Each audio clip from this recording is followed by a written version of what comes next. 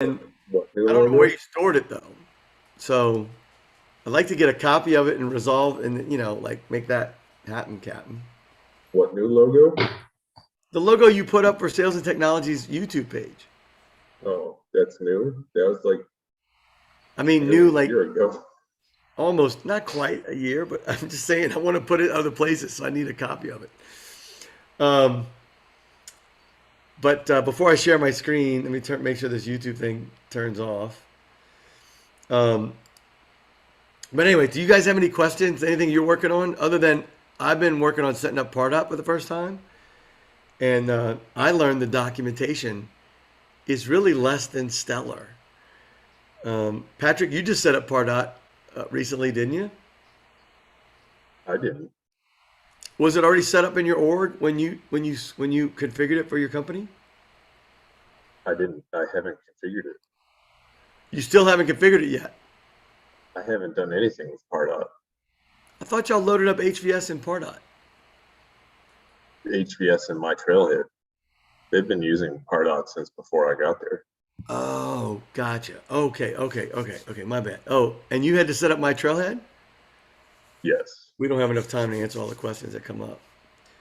What what pisses me off with my Trailhead, besides everything else that pisses me off, I um, only have one question for my Trailhead. How do I get them to stop paying for it? I have an answer for that. You ready? I do have an answer for that. You show them. I'm going to show you what it is. You show them this. Let me share my screen.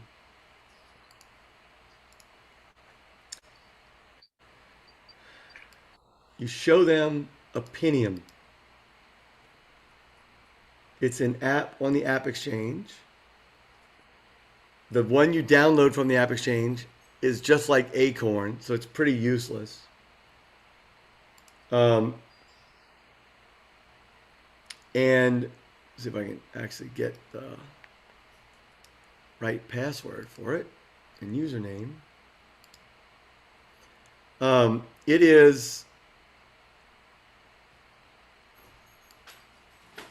Uh, it's a much cooler LMS, and it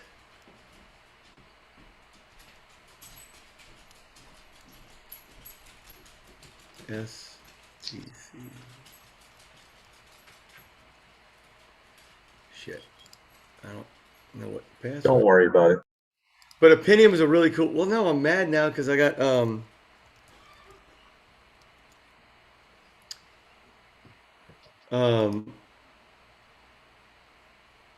they gave me the login for it. I just need to look This for is it. this is Um, broadcasting all of your passwords on YouTube. right, I tend to do that, right? Um, let me get all this stuff out of here. So here we are on YouTube, yay! But anyway, I got the practice test. But I would go with the tool called the Pinium. Gavin, it's a 3-day demo. It takes 3 hour long sessions to get the demo from them. But it is um, it's a much better tool. You can share content internally through your internal community. You can share it through external communities, partner or customer. It allows you to load videos. It's a really it's a killer tool set. It's not super intuitive. It's not super easy, but it does like it does kick major butts. It's really good. Like it's much more functional. Just go look at it and see. You'll see that my trailhead is so limited when you really get into it, right? You probably noticed. And look, I'm sure it'll get better over time. They always do.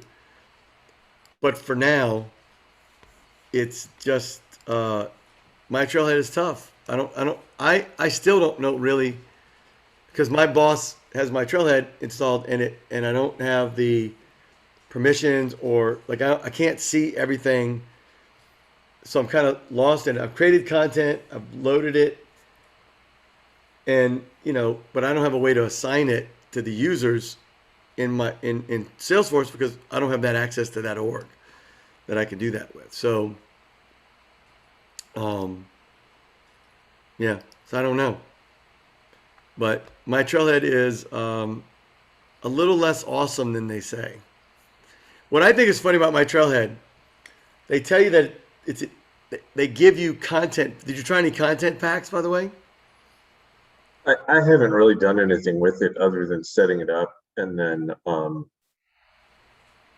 mean, I think the biggest issue is that they sell it, but then the people buying it don't understand how much work is involved. Not at all.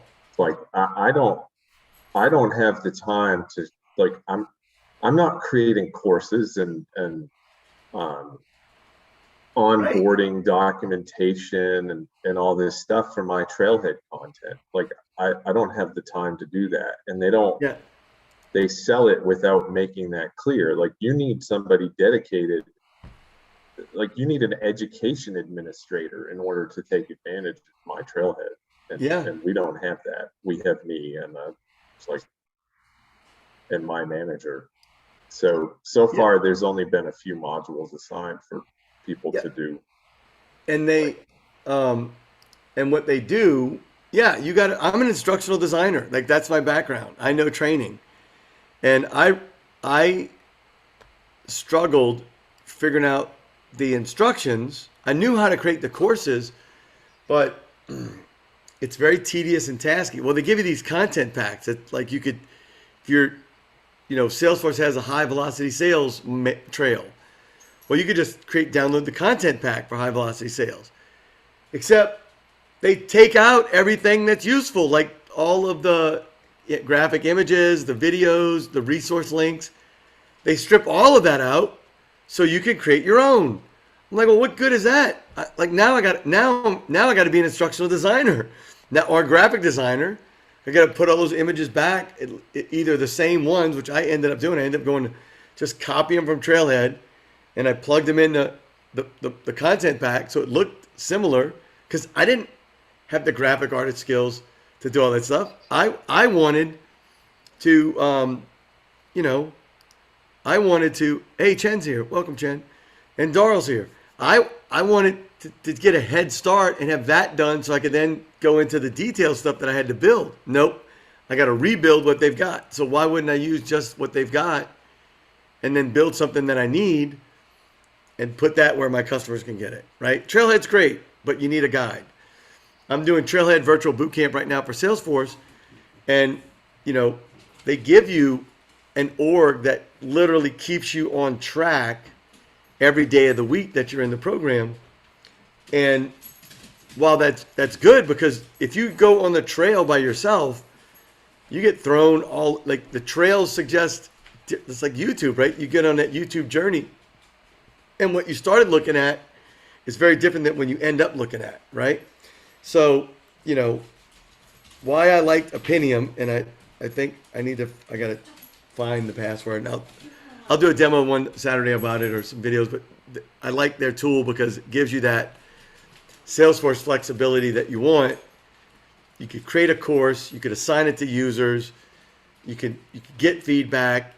Um, it's just a better tool because you can load up LMS content that actually reports back to another LMS if you want, or it gives scores and grades and stuff, so you can create content in a bunch of formats. It still needs a little LMS upgrades, but anyway, as an instructional designer, I would recommend not my Trailhead over anything else, and I'm happy to endorse that with, I got some understanding and credibility with it. Here's a couple of my students right now. I got Darl and Martin coming in, and welcome. So here's what. So do you guys want to play with the test a little bit, or do you have any other questions you want to do? So I'm going to load up the video from yesterday, to the SuperUser Academy. Darl, I don't know if you have SuperUser Academy or Sales and Technology. I don't remember which course I put you in, but put you in one of them.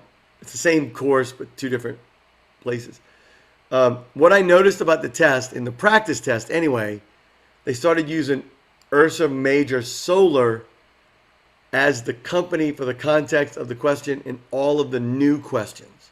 That's when I first started. And it started out with number one, And I'm going to go ahead with a little review of the test. And because Martin, you have the answers and you left yesterday before I could get the answers from you, but that's okay. I'll get them from you later. Because I forgot to copy them down. But it's funny. Anyway, so we'll do a couple of these if you want to do some, but I'll do the Ursa Major solo ones because all the rest I have in video somewhere else. So Ursa Major has a web to case form in its Lightning customer community, and they want to separate cases into the following product categories, right? They've added pick list field to store this data. How can the case be automatically placed in the correct queue upon submission? Y'all want to take a second to figure it out? I know all y'all are, all but two of y'all are certified already, but what do you think the answer is?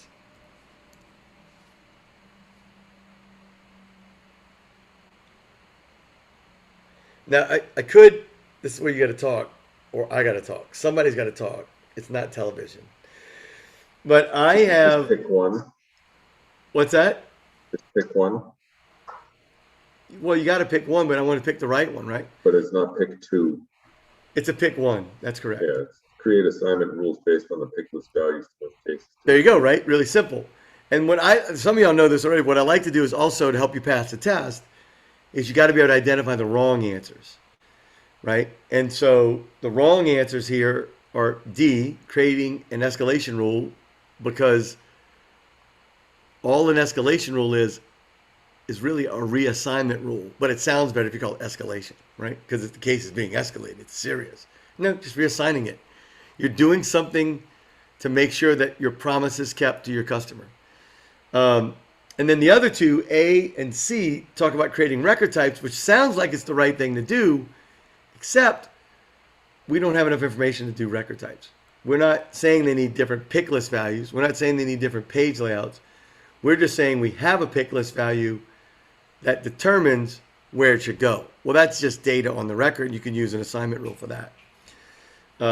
So you don't, and by the way, you don't assign anything to a profile. And the business process doesn't affect the queue. The business process affects the record type. So A and C are overkill and they're dumb because they don't work, right? So anyway, I just thought the first several questions were brand new and I'm like, oh my God, I think they're for 6 or 7. So for those of you studying with a test, when you're ready, I've got a 100-question assessment that the new questions will be added to this one. So any questions about my reasons for the answers? Or by the way, Patrick, Martin and Darrell and Chen, if you have any other questions too, like nobody submitted a question because I didn't put the request out to submit a question anytime soon. But do you guys have any questions that you want to ask before we I'm doing the test as a default thing to do? Oh wait, something in the chat. Hold on, let me check that. Where's my chat, man? Good. Oh yeah. Okay. Cool, Darrell. Awesome. That's why you got the email. Okay, because I forgot to send the email out early in the week to remind everybody. So what do you guys help? All right. Yeah, get comfortable with the test. So, and this also helps you guys.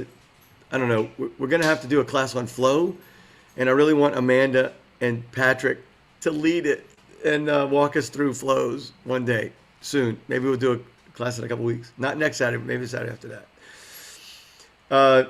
So here's the one that I think stumped me a little bit, but I got through it. So customers are now starting to request custom-sized solar panels, which are currently unavailable in the standard inventory.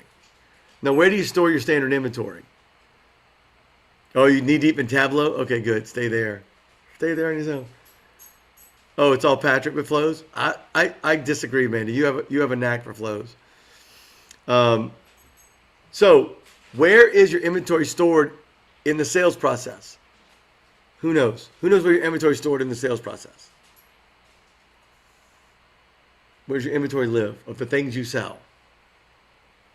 What do y'all think? In the price book. Correct. The price of your things is in the price book, but the products or where you keep everything you sell, right? So Salesforce is very simple. People mess it up by not taking the time to understand what Salesforce does with each of its objects, right? And each object, the data collected in that object represents a different thing in reality. Yet people have their word for reality. They look at the word in Salesforce and they don't do the interpretation piece, right? So the only place you sell things in Salesforce is products. You sell products. It could be products or services, whatever it is. So anyway, so they don't have that in this standard inventory, but they do that on the test because they can't use the word that's going to be in the answer. So management has decided as a response to demand to add custom sizing as an add-on item in Salesforce. Well, add on to what? You're adding it on in the sales process, so you're adding it to the opportunity. So these are things you got to learn to map what they're talking about in the test. You need to allow sales users to add custom sizing to the total opportunity sale. So and I know we don't cover this in the Salesforce training class done by Salesforce, they kind of leave products and price books they throw a question or two on the test and you never really get prepped for it in the class itself with exercises. The total opportunity sale for the amount, until you add products, it's just a fuzzy guess by the salesperson. So the accuracy of that amount is going to be based on the accuracy of the thinking of the salesperson that created that amount, which means it may not be very accurate at all. But once you start adding products, you're now sales forcing the amount field to match data that already exists and calculating the quantity and the price from the price book to come up with that total. So that's what they mean by how do you add something to that. So how do you add it? You got to add a product and a quantity and a price to change your sale amount. But you got to know that. You got to do enough opportunities to kind of know that those are the pieces and parts that exist. So what should you do? Well, easy is you add custom sizing as a new product in a price book. And I discovered this week because I didn't realize it. When you have multiple currencies, you have to create a price book for each currency right, which makes total sense. But when I tried to do it, I didn't know that, and I was like, "Why isn't it showing up?" And then I figured it out because I asked for help. But again, add a new field on the opportunity labeled custom sizing could actually work. Right? You could put a checkbox. They want custom sizing, and custom sizing requires a whole different process. Awesome. But that doesn't meet the requirement of the question. How do you add that to the total opportunity sale? You'd have to create a formula and then a workflow rule or a process or flow that takes that data and then updates the amount. Well, that's a more complex answer. So you could add a new field, click custom sizing, and maybe you have a custom sizing fee of $2,500, and that adds to any opportunity that has custom sizing. You could do it that way, but that's really an indirect. You're going to have to manage that data field to add to the amount. What automatically adds things to the amount are products from a price book based on the quantity, and it's all rigid. The things that change that are things like CPQ. Any type of click price quote tool is designed to add all the variations from data for you and create those variation tables and make those suggestions and blah, blah, blah, to have a more robust pricing strategy. But the standard pricing strategy for Salesforce is let the maniac selling figure it out until they add products.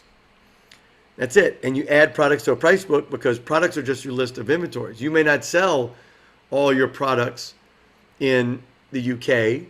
So when you sell to the UK, you create a price book for the products that you sell at the price in the currency. Right? So A would be dumb. B, make a new custom object related to opportunities for custom sizing might be something you end up with later on, but that's not adding it to the total opportunity sale. That's adding another object that stores that data somewhere else, which might be fine because it might have a whole lot of reasons why you do that, but it doesn't meet the requirement of the thing. Or add custom sizing as a new product in an order. Well, if you, again, follow the standard trail, create an opportunity, make up a price, add products from a price book, it formulates the price. How does a product get into an order? Well, you've got to create an order from the opportunity when you close won it, right? But the product doesn't go to the order, it goes to the opportunity. And it goes through the price book so the price book tells the opportunity how much to multiply the quantity by and add to the amount. So it's a very simple, straightforward process. And I've seen a lot of companies not understand that that's all that's happening and it's built into Salesforce. And they end up doing other stuff that jacks it all up. Anybody have any questions on that? No, this question was on my exam in May. It was already there in May. But they didn't update the practice test until recently. Of course. Like, so the practice test, my practice test tapped out at 100 questions because I've taken it, 100 times, and every time I get a new question. And then for the last year and a half, it's been the same practice test, AKA my 98% menace. Like, I think I've only ever gotten 97.3 or something, whatever the missing one question does to your score, or two questions does to your score. So universal containers is not a new one. Oh, no. This is actually a new one, but they use universal containers. I remember this one being a new question. But thanks for telling me that, because that means it's a relevant question. We have renewal sales team. Oh no, this is an older question. We just need page layouts. The universal containers, and again, we do number 5. Ursa Major Solar. And I'm going to make it pretty while I go. Put on page breaks. Recently purchased 15 new Salesforce licenses. Oh, by the way, I didn't know this one. So there's add multiple users page. I never mess with add multiple users. If I add multiple users, I don't recommend the add multiple users page. Get a tool, import the users, like Data Loader, import the users. There's other tools, I think, inside Ant Migration or some of the other developer tools. So it never really matters. This is one of those dumb questions that they ask, because it doesn't really matter, but it counts against you because you don't know it. Well, I'm giving you the answer, because there's no unlimited number of users from a tool built into Salesforce would be inappropriate.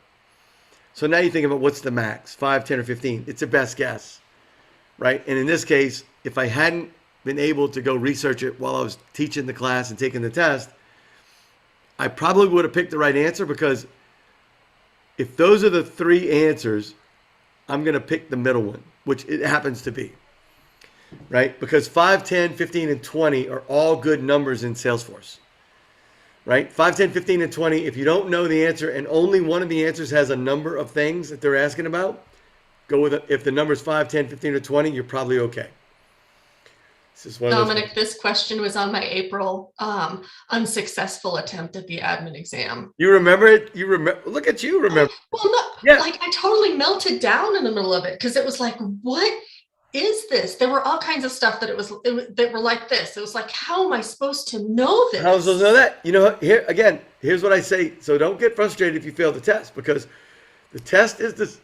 So you think about the Salesforce class, which is formatted different than other classes. In the Salesforce class, they kind of walk you through the entire setup of an org, even though the storyline is a consultant set up 6 months ago. Now you're looking at what they did and improving upon it, but it's really the same behaviors, right? You're looking at the org, looking at profiles, looking at all those things.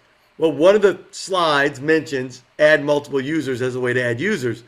And they're extracting this because the test is based upon you setting up an org and managing it every week. Like that, you set up a new org the only way you can remember some of these questions is you set up a new org every week in practical knowledge. Or you take the class and you get immersive knowledge, where you immerse yourself in the Salesforce and then you see these things. But again, that's why I like taking the Salesforce practice test first, because questions pop up. But yeah, how would you know, right? You wouldn't. and you know you got it wrong, but how do you know you got it wrong? Because you remember the answer you picked, Amanda? Because that's No, I have no idea. Like, there were so many questions that it was like, Yeah. what? I just remember seeing that and my eyes just kind of glazed over, like, Yes. guessing, who knows? Yep. Got to guess. You just got to guess better than the test, right? Yeah. All right. So an administrator wants to allow a sales user to relate an opportunity to a campaign. What are two ways to do this? Now, this is great because we don't spend a lot of time in either class on campaigns. So, and I see a lot of people screw up campaigns all the time. And by the way, rightly so. They're a pretty useful tool until you start doing marketing campaigns for real. Like when you start doing real marketing campaigns, this is like using Outlook for project management. Yes, you might get the project done, but you are going to struggle at every stage to get it done. Now, I know ways to use Outlook as a productivity tool, but it's, but it's hard, right? So campaigns are merely representative of your marketing initiatives. And that could be website, email, chat. You could call any of your channels, any of your initiatives, what you do, right? And you can nest those campaigns into others. You could have your 2021 marketing campaign folder. And inside that folder, you could have all your major channels. And then inside each major channel, you could have trade shows, digital marketing, print marketing. You could have your big channels, and then inside of those, you could have separated again and again. You could have 5 layers of channels, right, of those folders. And all that happens is you add leads or contacts to one of those folders when you add them to something. Now, if you don't have a marketing tool, you can literally go into Salesforce, and I think you can send up to 5,000 emails a day. They're ugly emails, unless Patrick has figured out a way to make it look like it comes directly from you, from the org itself. But yeah, you could send out emails, and Salesforce will be your email server. But that's all you can do, really, with campaigns from an initiative. You could use that list as a filter. If anybody's in that campaign, you could use it as a filter to say, create a export on a report or something, so you could send that data, whatever data you have, to do postcards. You could send that data if you want somebody to do telemarketing calls. Like you could have Lightning Dialer hooked in and put everybody in a campaign and then call them. You do that, but you're kind of limited, right? If you want all the other cool tools that are available in the marketplace, you got to get another tool besides Salesforce. You want to send text, if you want to track Facebook ads and those other kind of things, however those UTM stuff work. But if you do campaigns, it's really at a small level, a manual level you're doing, right? And the users in that campaign are just people, and there's only 2 people. There's 3 people have objects. There's 3 people objects in Salesforce. There's really a 4th, but it's really a representative of all the other 3. So the 3 people objects in Salesforce. Anybody know what the 3 people objects are in Salesforce that represent people? Anybody know what they are? Can we agree that contacts are one? Contacts are one of those. Your users are another one. And then there's leads. And people screw up leads all the time. They represent people. All of those people come back to an individual record for GDPR and all those other things that you got to be more responsible in your marketing. So people add themselves, and you add people as leads and contacts to a campaign. And if you add campaign influence as a related list on your opportunities, first you have to activate campaign influence and then add it to your related list. Then your third person in Salesforce can add an opportunity straight to a campaign influence and associate a campaign, because it's one of your users is the other person that's saying, we're doing SoundCloud, which is what iHeartMedia does at the end of every year. They basically give discounts and incentives to their existing customers to pre-buy next year's advertising before the year's over, so they can plan their next year, right? Well, customers they don't necessarily opt in. You could email all your customers, you could do your marketing campaigns, your outbound, but if you're a salesperson just going through your accounts, like for account-based management, you want to add your accounts to a campaign, which is, I think I heard that's coming out in a release, which I think is stupid. And I'm going to say for the record, I think opportunities being owned by a queue is stupid. Bad Salesforce. You're making bad improvements based on uneducated users who want what they want, and you want to give it to them instead of. It is insane to me. It is insane. And yet I still need to click 7,000 checkboxes to create a permission set because nobody has seen fit to add a select all box. Or why don't you get your report column mover to be more accurate and work so that I can select a field and move it up or down like I do fields in other places, right? Because the click and drag method doesn't always work. Yeah, look, I did not work with a company because their software had too many clicks, and then I started working with Salesforce, and now I'm used to so many. As an admin, I'm used to so many clicks. But it's not code. Clicks not code. There'll be a lot of clicks. So, campaign influence is where your other human being, 3 human beings can be affected by sales campaigns. The leads, the contacts, and the user can add an opportunity to a campaign. So you never utilize, the campaign influence related list on the opportunity so that you can add an opportunity to a campaign before you add people that might have been exposed to other campaigns. So, you might be calling somebody out of random. You have a cold call campaign. And, if a door knocking campaign, you went out and hit door to door and you picked up business cards, and all those business cards, you call them back, qualify them as leads, convert them to an opportunity. What campaign were they? Well, the campaign that I did, I initiated it, the user initiated. The other 2 are more like the lead and the contact initiated through other channels or other methods or other data criteria. We decided and put them there, but they gave us their info, or they gave us enough info to assign them to a campaign. So anyway, one way is to use the campaign influence related list, and the other is on the opportunity record itself with a one-to-many relationship, is you can choose the primary campaign source. So that and I haven't used that at all since 2015.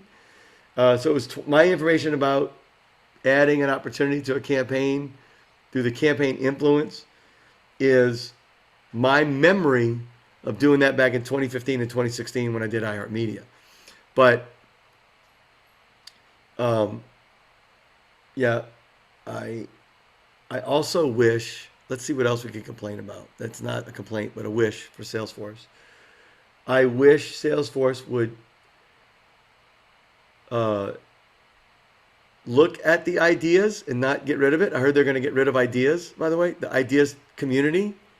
Salesforce has just been ignoring it for years and just, I guess, doing what they want. I know it's been said they're going to get rid of Chatter and replace it with Slack. Well, I hope they make it better before they do that. I see a lot of companies get new technology before they get the technology they have to work well. And I don't know if you know that to be true, but I know companies that don't even know what leads are, and yet they added high velocity sales and my Trailhead to their account. Why are you doing that? Stop selling so much and start getting the people you sell to use it better. And that's what I want for all of you as admins, to really be the kind of the angry admin that tells people no, they can't have their dumb ideas. You're going to keep them on good ideas and good ideas only. All right. This one I don't know about for sure. I feel like you're talking about me. I didn't say your name. I didn't say your company name. I said, I heard. Am I right? Did I hear those things? I heard. You might have admitted, but I heard it. All right. This one, I did not get to investigate enough. I ran out of time. I talked too much yesterday. I don't do a lot of case feed page layouts. I don't do them much. But they want to use case feed. So what should the administrator do? First, chatter feed tracking must be enabled for the case object. Now, I don't know if you know the answer to this, but I know must, all, should, and any other language like that indicates it's not a right answer. Why would you test somebody on something that Salesforce is going to force you to do regardless? And that's my testing philosophy. So I'm going to say that one's not. But again, I don't do this much. And then B, by default, the case feed replaces the standard case detail page. I think I picked that as the answer. Martin, you could tell me. But I don't know if that's the right answer. I think it's the right answer because I don't think C is the right answer. I don't think you have to have the Service Cloud user feature license checked to see the case feed. And D, the use case feed permission is automatically active for all profiles. Again, that's another one of those alls. Like really, you're gonna automatically in a standard world, you're gonna automatically do that. From a choice, you're gonna automatically do something like maybe it's true, but I have low belief in universals inside of an answer. Universals are things like all, every, never. So, yeah, I don't like them. Well, what's interesting is that if I go to the help for case feed, it doesn't tell you. It says this component was retired in all Salesforce orgs in the summer 19 release. Maybe I'm looking at the wrong thing. Well, they still have case feed, but it might be something else. I don't know. This might be for Experience Cloud sites. Never mind. Yeah. I know.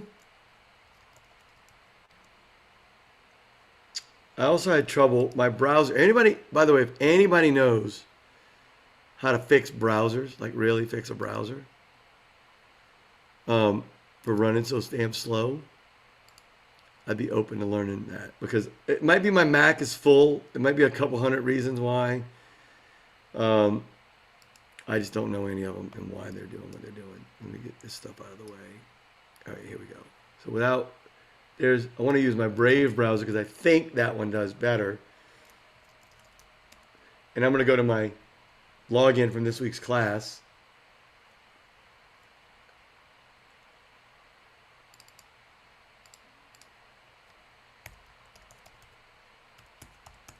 But if you're studying for the test, this is how you study. But if you're dealing with this in real life, you got to be able to map whatever's, as a resource to your org, right? Patrick, I know Amanda, you just started a new job. Have you gotten into the org yet? Or do you start Monday? No, I started yesterday. So I have access, but I'm just like setting up my calendar, setting up email, all that kind of stuff right now. So you haven't really dug in, right? So what's the first thing you're going to do when you dig in? When you open up your admin setup menu, what's the first thing you're going to look for? Okay, so I'm with a consultancy. So I guess my first project when I get it, because right now, like I have access to tons and tons of Salesforce orgs.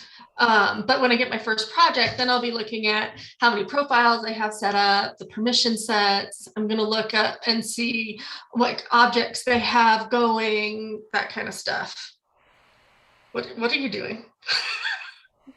What's the one you're going to look at next? You're going to look at the O, W, and yeah, the org-wide defaults. Yes. Look at the org-wide defaults. That gives you the story all the way across, right? Roles, profiles, OWD. Like check out your users, then check out your data. Then you'll know how they deal with users, and you know how they deal with data. Are they private, public, hybrid? They're going to be hybrid, but and then if like I've heard some companies. in their sharing settings will have something like this.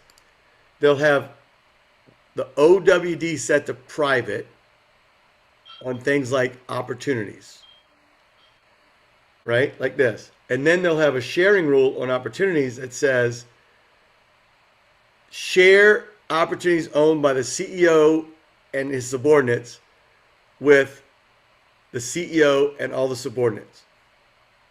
Why would they do that? Why would they do that? I don't know why a company would allow to do that, but I know an advanced admin had something to do with it. That's all I know. That's all I know about it. And it causes the new admin much pain and anguish, right? But yeah, why would you do that? I know why they did it. Nobody knows why they did it. I know why they did it. Oh, why do you know? Why? There's a number of reasons. One, the org-wide defaults are incorrect, or were. And then also because they wanted basically everybody to be able to edit every account and opportunity. Why they wanted that is not a good reason. So Patrick, why wouldn't they allow it to be a public if they wanted everybody to be able to edit? It was. It was right. A smart admin changed it to wrong and then made a more wrong choice to override their wrong choice because they didn't know, or somebody else came in to override the choice instead of undoing it. Because maybe they were one of my classes said, well, they said never. But there's a number of intertwined reasons why this was done, and all of them were founded on they were all founded on a bad foundation. Yeah. So I just created a new page layout with a case feed selected early on. And then if I look at the feed view, log a call action. Chen's microphone is either not working or she's being too bashful to speak up, or she's too busy over here painting. Why are you calling her out? Speaking up. I'm calling her out because I want her to speak up. I want her to give the answer. So, you see, I'm clicking on mute. You're not on mute now, Chen. Go ahead and speak up. Okay, so I encountered that question a couple times on the practice test on Focus on Force, and most definitely you must first enable feed tracking. Oh, really? Yeah. And if you go to... But I just created a page layout with field tracking without turning. Well, I have. Okay, wait a minute. You're saying I have to enable feed tracking for the org first in any object first, right? Is that what you're saying? No, it has to be enabled on the case object. Let's see. I might have it already enabled, and that's maybe why I got to create it and then think about it. So I'm going to look at that.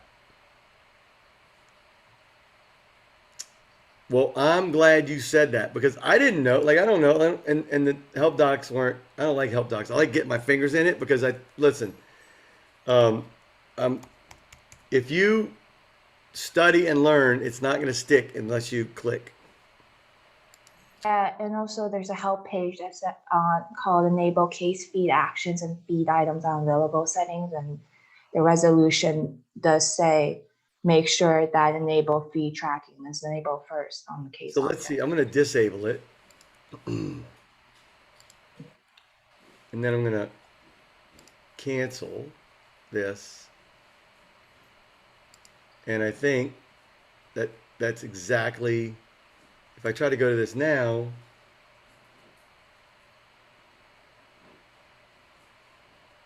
will it? Let's see, I'm going to delete this page layout. Let's see.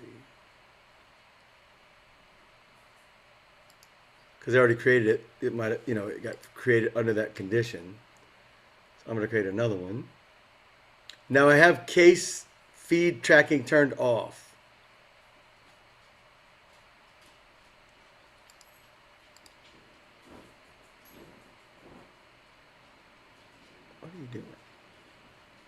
There we go.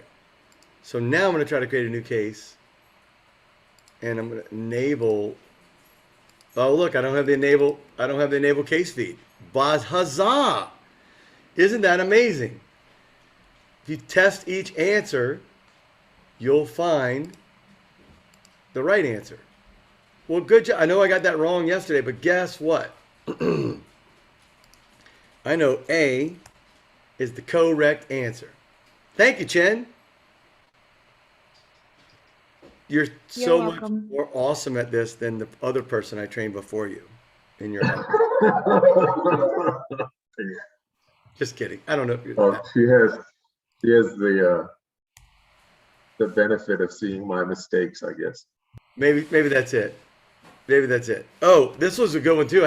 I researched this one to find it. An administrator. We have to pick 2 for that last one, don't we? Which one? Oh, never mind. Yeah, it's just one. I'm skipping the 2 reasons it can't be deactivated. They're going to be an administrator, and customers are relying on them, and they're in automation, which is a Salesforce won't look bad, right? So the other Dominic I taught back in 2018 noticed a pattern because I was at Mason Frank, and I was teaching them at their Salesforce Consultant Academy, and the other Dominic noticed after taking a bunch of because there was 7 of us. We took 7 practice tests. We went over everybody's practice test. That's how we came up with the list of practice test questions. And Dominic noticed, none of the answers, because we'd go through and check all the answers. So none of the answers ever make Salesforce look bad. So none of the answers will say Salesforce can't do something. None of the answers will allow you. A right answer would not allow Salesforce to look bad, right? So in this case, if they're in automation, you can't deactivate them because that would make Salesforce look bad. Something would go wrong. Can't have that. Can't have that. Okay, so number 10 was good because we actually tested this in class. Because I haven't done it, the admin, need to configure their mobile app with the company's brand specific images and colors. Which set of branding options should you use? And it turns out there's a logo on the loading page. There's a color for the loading page. And then there's a brand color. And I thought brand color was a little too weird to be the right answer, but I knew I could eliminate any answer with action color in it because actions are just buttons. And they're pretty standard, and nobody really cares about the color of a button.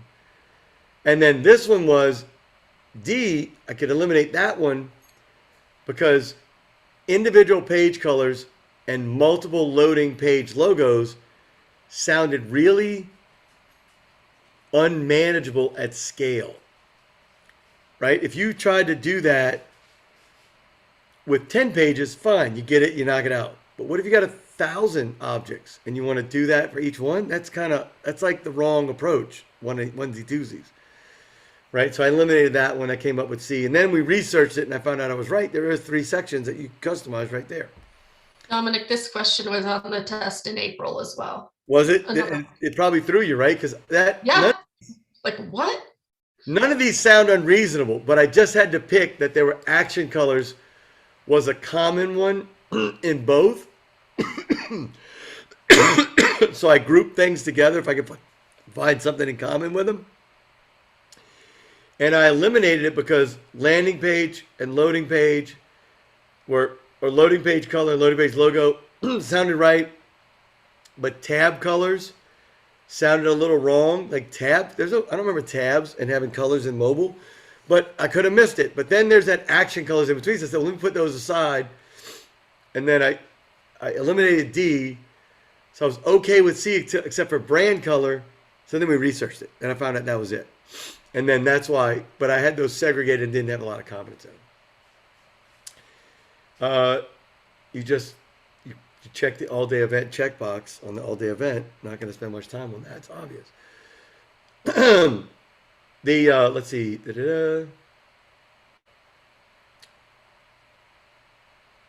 Here's another illustrator. Ursa Major Solar uses data from the grand total of a custom report to create their dashboard. Which two components will populate the grand total? Choose two answers. That's gauge and metric. I memorized that. But here's why I know it's true. Besides the fact that I memorized it, or here's how I remember it's true: is a gauge is a gauge begins with G, and that's grand total. So I remembered gauge, but metric. What about metric? Well, metric is just a sum, is a number, and well, so is a gauge. A gauge is just a number. It's a metric on a scale. So your car is always showing you the sum total of all your gas, the grand total of all your gas. It's just the grand total compared to the capacity of the tank. So that's that. Here's another Ursa Major, and then we're gonna end pretty soon, so I'm gonna knock these out. I'm gonna knock out any more Ursa Majors. Hold on, Control Shift F.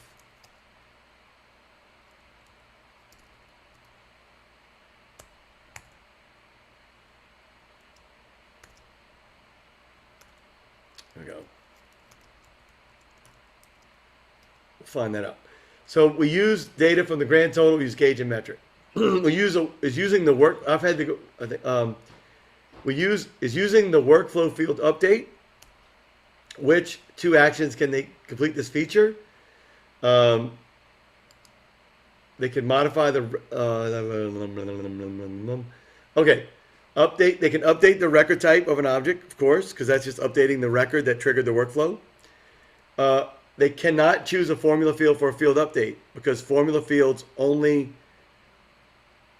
hold the formula until you run the record, and while you're doing an update, the record's open for editing. You can't do that, right? Doesn't happen. Apply a specific value to a field. Yes, that's true, but what about the last answer? Why is it wrong? Again, workflow rules can go up through the lookup, but they cannot pick one of the chicks that they own, the children. So they can't pick a chick, then go up the lookup to find related fields, but that's it. Let me find my next. The simpler version of why B is wrong is formula fields are read only. That's true too. But yeah. Where's my find? There it is, find. Yeah, Command F. Am I finding it? This matches in sidebar. Oh, there they are.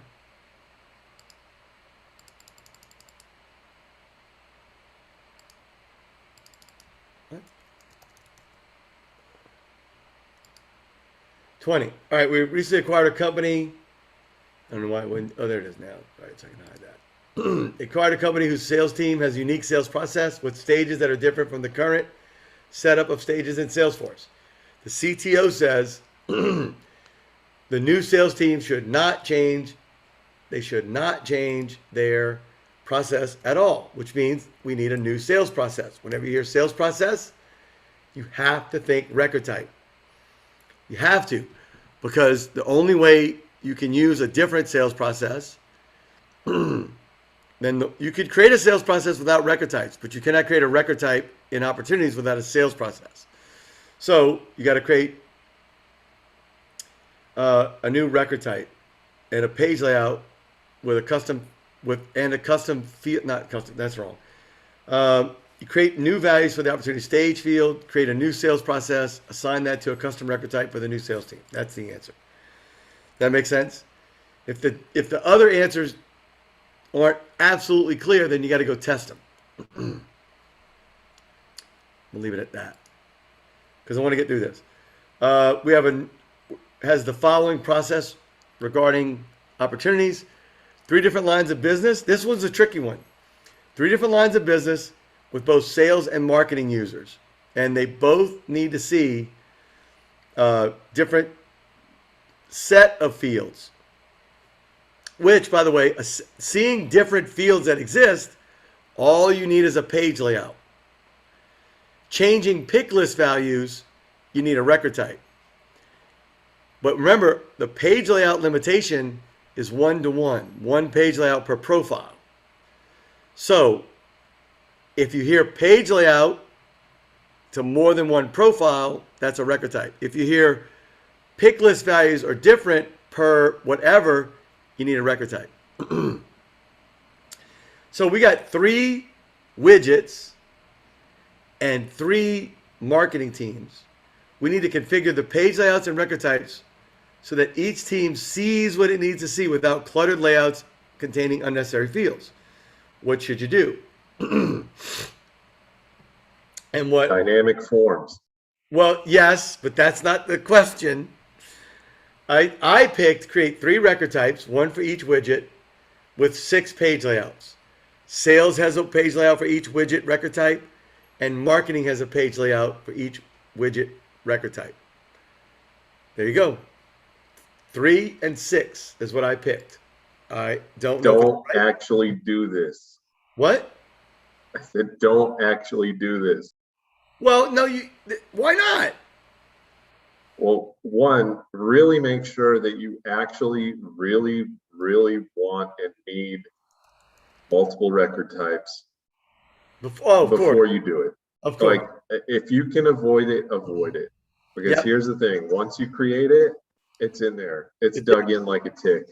And it is a nightmare. You can create it with like 1 click, and it's going to take 1,000 to get rid of it when you realize you didn't actually want it. Yeah, that's right. All right, last one, because we have to break at noon. We'll stop at 28. A new approval process is being adapted.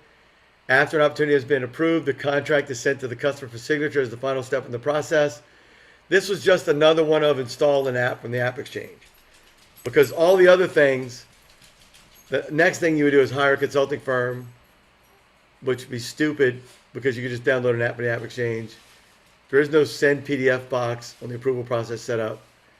And there's no auto sign flow in Salesforce. All right, it's 3 more minutes. We got time to do another Earth Man Soldier. We use accounts in its sales process, which again tells me they're crazy. But okay. However, not all users have access to the accounts. New users require read access to accounts, and 4 of the new users require edit access. What should you do? Well, it's all profiles and permission sets, right? Not sharing rules. And you wouldn't, let's see. So configure a profile to grant account view access and a permission set to grant account edit access to specific users. That's it. That's the one. The other ones are dumb. So, yeah, that's it. They're dumb. That's the only thing I can say. They're dumb. Here's why. The last one is configure a profile to grant account edit access and a permission set to restrict read access. Permission sets, they're all P's, so they all permiss. They don't restrict. Records, you can set records to be restricted in the OWD that you don't OWN. All right, well, that's it for today, guys. Did you find value in today? Was this useful? Like, we did half the test. We got through half the test. So, if you want to come back, we'll do another one to finish the other half. For that, valuable. Stick with it. You guys that are in class, hang on. Amanda, Patrick, and Chen, we're in class too. And Chen did most of it on her own, right, Chen? Well, I had Patrick's help, so. And you had Patrick, of course. And we all love that. All right, guys, have a great day. I'm getting on a plane soon and going to New Orleans to see the Saints play tomorrow. And, y'all have a good one. Good luck, everyone. Take care. Good luck, guys. We'll see you next week. Thank you. Take care. Bye. Bye. Dominic, did you still want to talk about the PowerPoints? What's that? Not right now. I'll talk about them later. Well, let me gather them together and send you them if you don't already have them. And then Chen, take a look at them and see, is it in, like, let's come up, we probably need